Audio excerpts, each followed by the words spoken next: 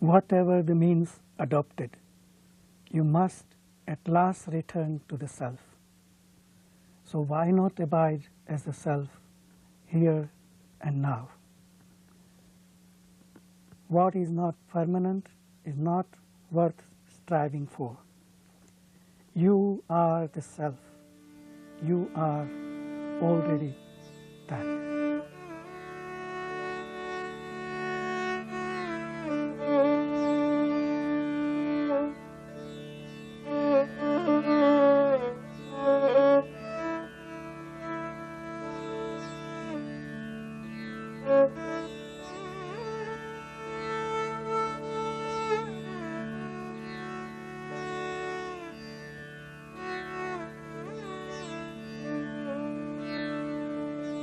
Meditation is your true nature. You call it meditation now because there are thoughts distracting you. When these thoughts are dispelled, you will remain alone, in the state free from thoughts, and that is your real nature.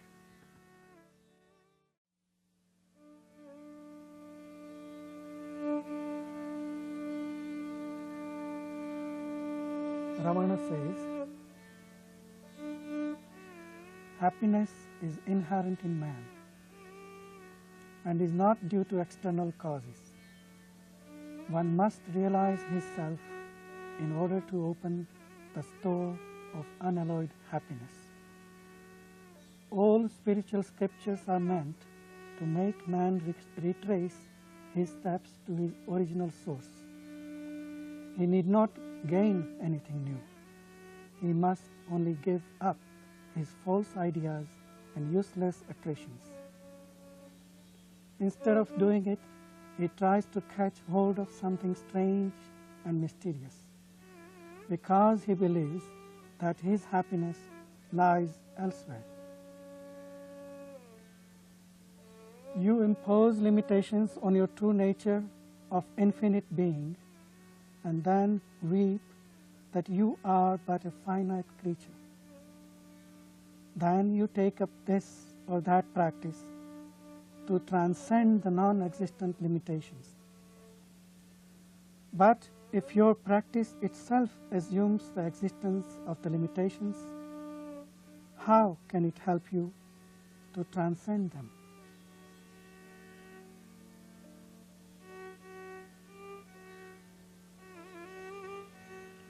Self-inquiry directly leads to self-realization by removing the obstacles which make you think that the self is not already realized. Self-inquiry is certainly not an empty formula. It is more than the repetition of a sacred syllable. If the inquiry, "Who am I?" were a mere mental questioning, it would not be of much value. Self-inquiry consists not in orally repeating, I, but in searching by means of a deeply introverted mind, wherefrom the I springs. To think, I am not this, or I am that, may be of help in the inquiry, but cannot be the true inquiry.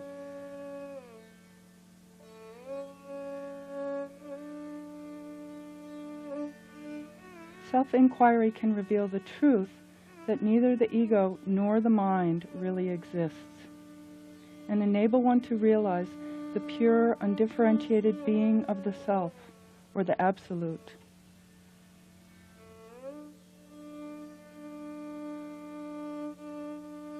Solitude is in the mind. One might be in the thick of the world and maintain serenity of mind. Such a one is in solitude. Another may stay in the forest, but still be unable to control his mind. He cannot be said to be in solitude.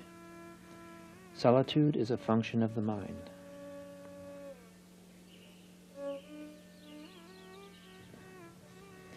If one remains fixed in the self, activities will still go on, and their success will not be affected. One should not have the idea that one is the doer. That force, by whatever name you call it, which brought the body into existence, will see to it that the activities which the body is meant to go through are brought about.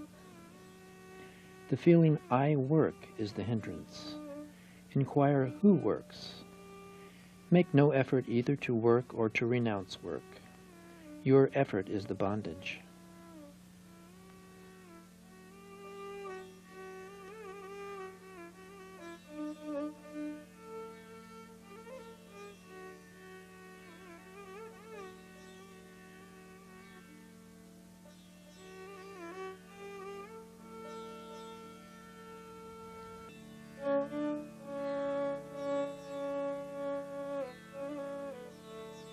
Call it by any name, God, self, the heart, or the seat of consciousness.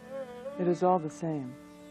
The point to be grasped is this, that heart means the very core of one's being, the center without which there is nothing whatever.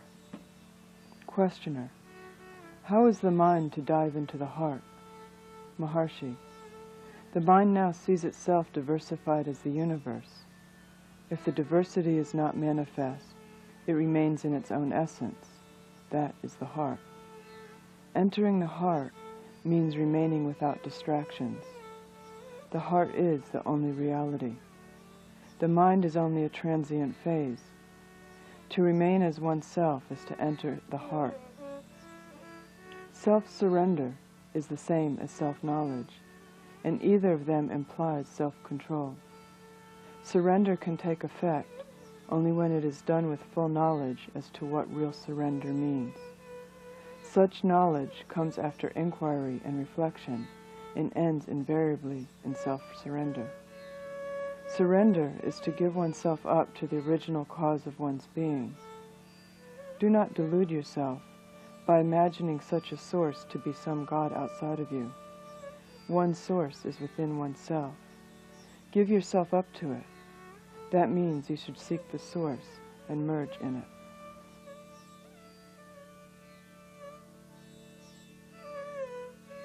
Mind is a wonderful force inherent in the self. That which rises in this body as I is the mind. If the mind, which is the instrument of knowledge and is the basis of all activity, subsides, the perception of the world as an objective reality ceases. Investigate what the mind is, and it will disappear. There is no such thing as mind apart from thought. There is no use removing doubts. If we clear one doubt, another arises, and there will be no end of doubts. All doubts will cease only when the doubter and his source have been found. Seek for the source of the doubter, and you will find that he is really non-existent. Doubter ceasing, doubts will cease.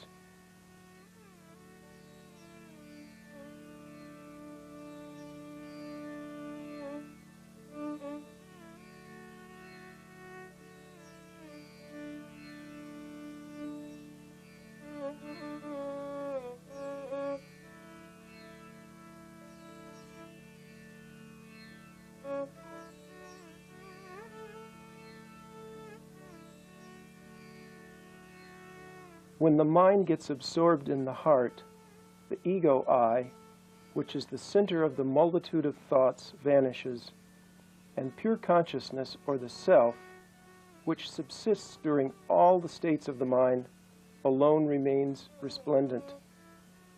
It is this state, where there is not the slightest trace of the I thought, that is the true being of oneself.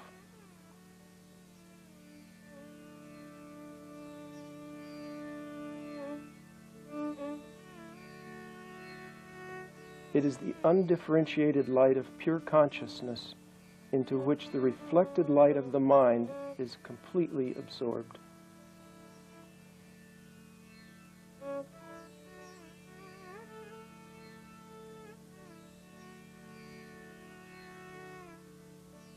There are neither good nor bad qualities in the self. The self is free from all quality. If there is unity, there will also be duality. The numeral 1 gives rise to other numbers. The truth is neither one nor two. It is as it is.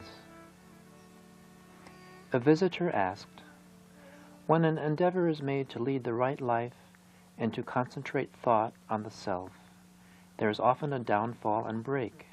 What is to be done?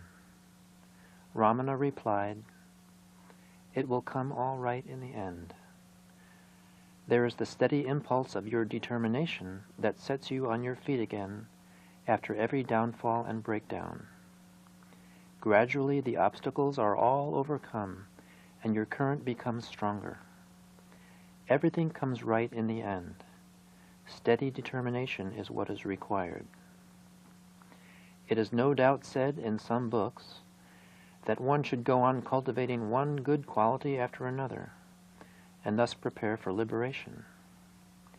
But for those who follow the path of self-inquiry, their effort is itself quite enough for acquiring all good qualities. They need not do anything else.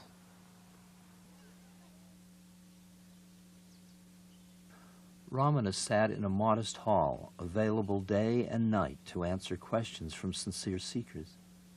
His only possessions were a loincloth and a towel. He never asked anything from anyone. Until the frailty of age set in, there were no set hours for approaching him. During the final year of his life, devotees were requested to let him rest at midday. In response to this request by ashram authorities, Ramana himself sat outside the hall until the rule was retracted.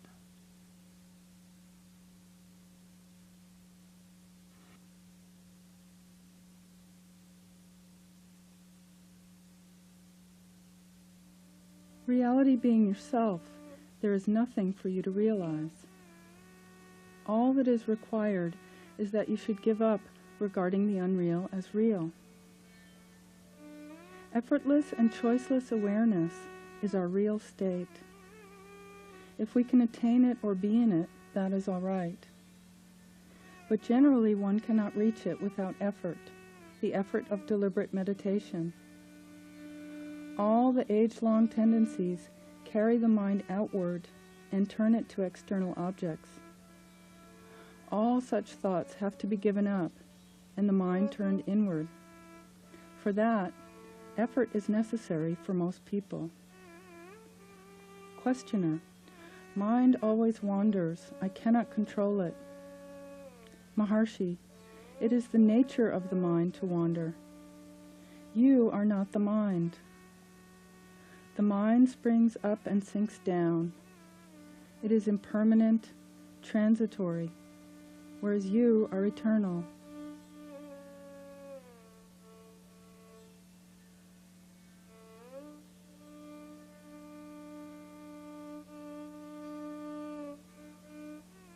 Knowing one's self is only being one's self, as there is no second existence. This is self-realization. The state we call realization is simply being one's self, not knowing anything or becoming anything. If one has realized, he is that which alone is, and which alone has always been. He cannot describe that state. He can only be that.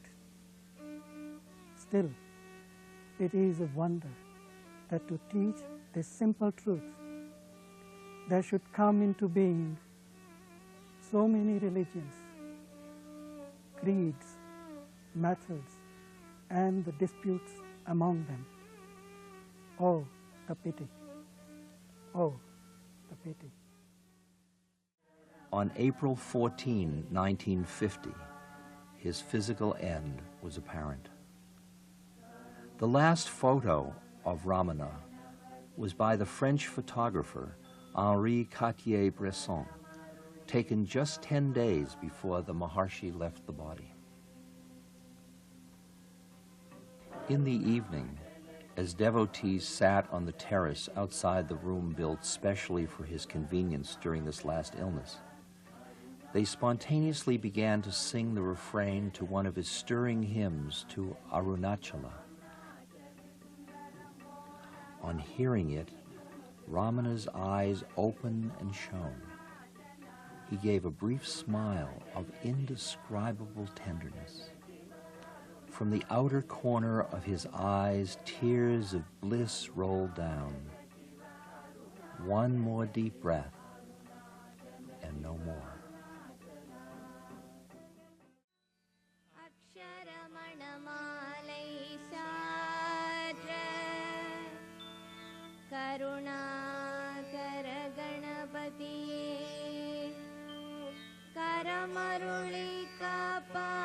To those who begged him not to leave, Ramana made it very clear that he was not the body, so there was no concern for his leaving.